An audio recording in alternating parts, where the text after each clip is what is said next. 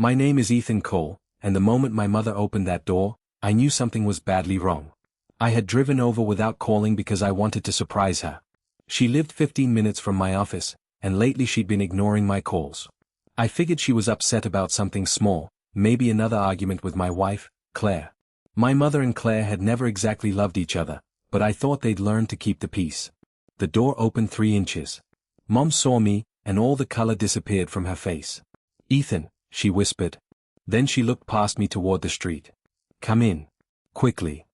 Before I could ask why, she grabbed my wrist and pulled me inside. "Bedroom. Don't make a sound." "Mom, what's happening?" Her eyes filled with panic. "Please. Just trust me." She pushed me toward the hallway, closed the front door, and locked it. I stood in the dark bedroom, completely confused. Then I heard a car stop outside. A familiar voice floated through the house. "Claire. My wife." She sounded cheerful. "Mom? You home?" I froze. Then I heard another voice. A man's voice. Low. Calm. Familiar. I couldn't place it at first. The front door opened. Claire laughed softly. "I told you he'd never come here." The man answered, "Good. Then we have nothing to worry about." I looked toward my mother, who was standing outside the bedroom door, silently crying. Then I heard Claire say something that made my blood run cold. "Once we get Ethan to sign those papers, everything belongs to us." My mother covered her mouth. And suddenly, I understood why she told me to hide. I stayed behind the bedroom door while Claire and the man walked into the kitchen. I recognized his voice then. Mark. Claire's business partner. I'd met him twice at company dinners. He always smiled while others talked. I never trusted him. Now I was hiding from him in my mother's house. Mom stepped into the bedroom and whispered, "Don't move." "What papers?" She shook her head. "Not here." I wanted answers, but footsteps stopped me. Mom closed the bedroom door almost completely. Claire called, "Mom, where are you?" "Bathroom," Mom answered. Claire laughed. "Still hiding from me?" Mark said, "Just get her to sign. We don't have all night." My heart pounded. Mom came back a minute later and slipped inside. She handed me her phone. On the screen was a photograph of a document. It was a power of attorney form with my name on it. My signature appeared at the bottom. But I had never signed it. "What is this?" I whispered. "Claire brought it 3 days ago," Mom said. "She told me you wanted me to witness it." I stared at it. There was more. The document gave Claire control over several accounts connected to my father's estate, including an investment account I had inherited after his death. It held nearly $200,000. Mark whispered something from the hallway. Claire answered, "He'll sign the final transfer tomorrow. He thinks it's for refinancing." My mother looked at me. "They're stealing from you." Anger rose, but I forced it down. If I walked out, they'd know Mom warned me. I stayed completely silent. Mark said, "One problem." Claire asked, "What?" "He's already suspicious." I looked at my mother. And for the first time, I wondered exactly how long Claire had been lying to me. She sat at the table, shaking. Then she told me everything. 3 days earlier, Claire had arrived alone. She said I was preparing to refinance our house and needed Mom to witness some paperwork. Mom almost signed, but one page caught her attention. It mentioned an account she knew belonged to me. Mom refused. Claire became angry. Not loud. Not dramatic. Cold. She told Mom that if she didn't cooperate, she'd make sure I stopped speaking to her. Mom had been frightened enough to save copies of every page. "What made you call me tonight?" I asked. Because Claire came back with Mark. I called my friend Daniel, a lawyer who handled financial fraud. I sent him photographs of the documents. His response came within minutes. "Don't confront them. Do not sign anything. Bring me the originals tomorrow." Then another message appeared. "And Ethan, check your bank accounts tonight." I opened my banking app. The investment account was still there. The balance looked normal. Then I checked the activity. There was a pending transfer. $187,000. Destination, an account I didn't recognize. Scheduled for 9 a.m. tomorrow. I showed Mom. She started crying again. I didn't. I simply took a screenshot. Claire had told me earlier that week she needed my phone for insurance paperwork. I had handed it to her without thinking. Now I checked my email. A password reset notification was sitting in my deleted folder. Someone had tried to access my investment account 4 days earlier. The attempt came from Claire's laptop. That was when the situation changed. This wasn't a misunderstanding. It wasn't even just theft. Someone had been planning this carefully. And they had made one mistake. They had left me alive long enough to find the evidence. Daniel met me outside his office at 7:30 the next morning. I handed him the documents and my phone. Finally he looked up. This transfer is only part of it. What do you mean?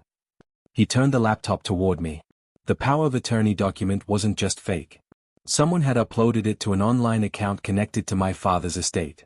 And this, he said, pointing to another file, was created 6 weeks ago. It was a draft agreement transferring ownership of my investment account to a company called Northstar Holdings. Its registered address was a mailbox. Its listed manager was Mark. My stomach tightened. Can they take the money? If the transfer clears, getting it back becomes harder. So stop it. I already called the bank. He had placed a fraud hold on the account. Then he gave me advice I didn't expect. Let them think nothing changed. I stared at him. Why? Because right now, they believe they control you. That gives us time. Claire was in the kitchen making coffee. She smiled when she saw me. You're up early. Mom called yesterday. Everything okay? No reason. Then she slid a folder across the counter. Remember the refinancing paperwork? We need your signature tonight. The first page looked harmless. The second page was the transfer agreement. The third page was a blank signature page. You want me to sign this? She smiled. It's just paperwork, Ethan. I nodded. Sure. Her shoulders relaxed. She thought she'd won. I photographed every page and sent them to Daniel. I checked the shared security camera account. There was footage from 6 weeks earlier. Claire and Mark were standing in our garage. Between them was a printer. And on the table was a copy of my father's original signature. They weren't planning this yesterday. They had been preparing for it for months. The footage changed everything. Daniel made copies and contacted the bank's fraud department. But he told me not to confront Claire yet. We need the person who actually organized this, he said. Mark. Maybe. But someone else created the legal paperwork. That afternoon, I checked the company records for Northstar Holdings. The registered agent was an attorney named Stephen Harris. Daniel knew him. He specializes in estate transfers, Daniel said. And he represented your father once. That stopped me. My father had died 3 years earlier. Why would his old attorney be connected to a company trying to take my inheritance? Daniel called Harris. The conversation lasted less than 5 minutes. Then Daniel hung up. He says he never authorized the filing. So someone used his information. Exactly. Daniel arranged a meeting the next morning. Claire cooked dinner. She asked about my day. I told her work was busy. She smiled and poured me a glass of water. Then she asked, "Did you talk to your mother?" No. She looked relieved. I waited 10 minutes after she left, then followed from a distance. She drove to a hotel downtown. Mark was waiting in the lobby. They sat at a corner table. A man in a gray suit joined them. Claire handed him an envelope. He opened it, looked inside, and nodded. Then Mark placed a thick folder on the table. The man opened it. I took several clear pictures through the window. Then the gray-haired man stood. Before leaving, he said something that made Claire's face tighten. I couldn't hear the words. But I could read his lips. Your husband has to disappear from the account before Friday. I felt the air leave my lungs. This wasn't just about money anymore. They weren't trying to trick me into signing. They were trying to make it look like I had voluntarily given everything away. And if that failed, they were preparing something worse. I immediately called Daniel. I know who the third person is. Daniel went completely silent. Who? I looked at the hotel entrance again. Someone who knows my father. Daniel recognized the man immediately. Stephen Harris. My father's former estate attorney. He told you he never filed anything. He lied, Daniel said. Or someone is using his name. Either way, we need him in a room where he can't change his story. Before I went, he gave me one instruction. Do not tell Claire anything. I went home and acted normal. Claire was waiting in the living room.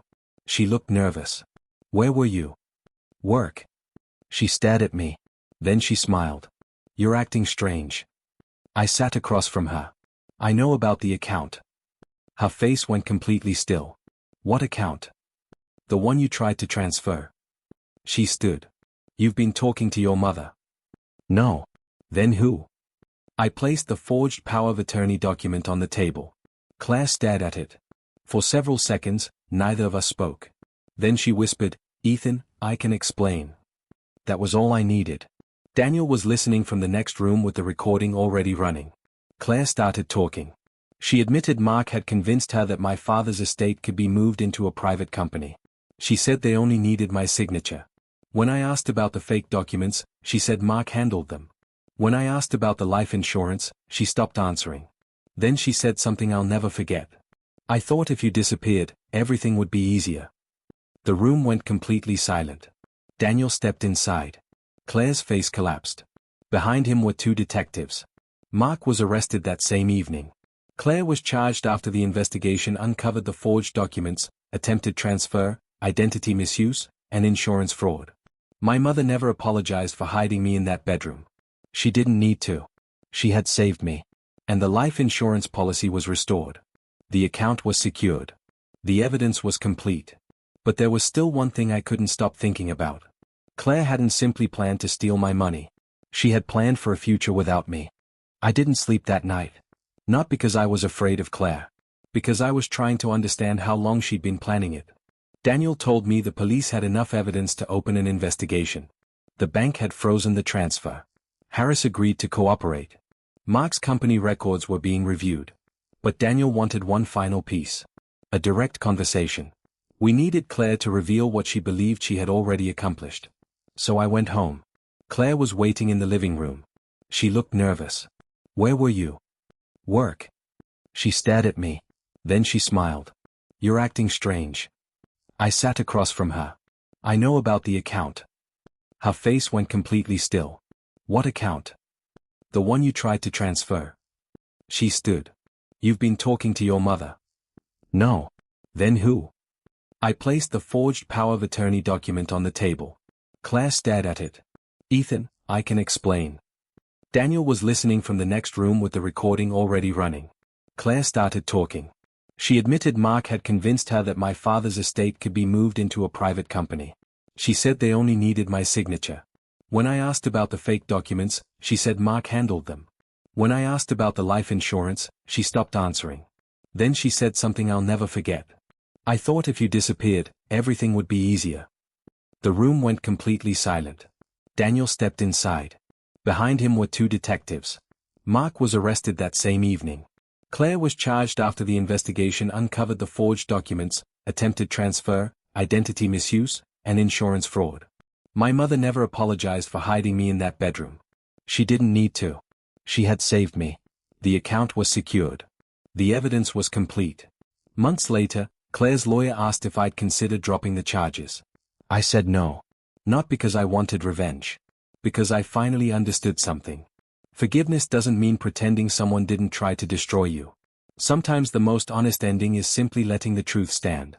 Claire wanted me erased from my own life. Instead, her lies erased her place in mine. And that was the only revenge I ever needed.